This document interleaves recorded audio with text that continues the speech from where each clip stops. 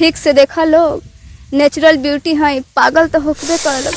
कवनो करे नहीं बाबू लगाइले तब महरेले छी हतर जाना जब मुस्काइले तब महरेले छी हतर जाना जब मुस्काइले।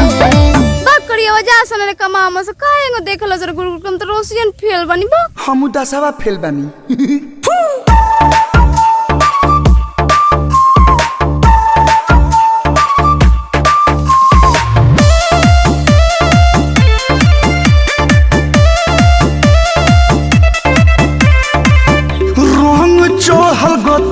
गोतरे कमर बा पतरे पतरे। ई त बात सच बा। असहीना बधन बाटे टाइट हो हम ढाइट लीला बॉडी लाइट हो।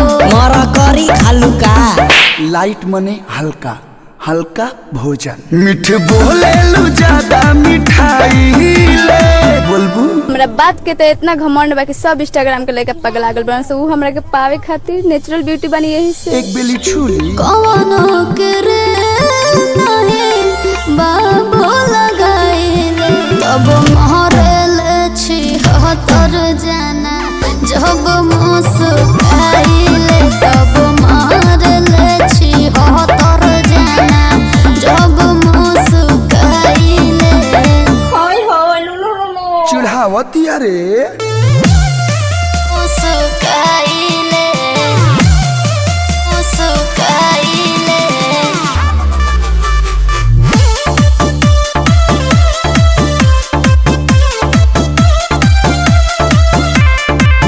तू ही तो ट्रेंड में बाड़ू छापल बरेंड में बाड़ू तहर बड़ी हाला बा।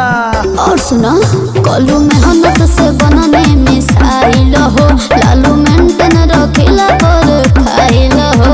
ब्रूटी को लगवा लो दिल जहरा न बारी सलाई ले। कितना जना आइलो ना कितना जनी गइली अब तबो ना नेचुरल ब्यूटी हो पइली झमकावला से होई। कवनो करे नहीं बाबू लगाइले तब महरेले छी हतर जाना जब मुस्काइले तब महरेले छी हतर जाना जब मुस्काइले। अरे छतवा लिया रे धूप बा।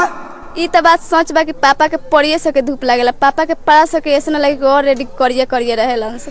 करिए बन जा लेकिन तोरा से बढ़िया बन जा। घमंडी।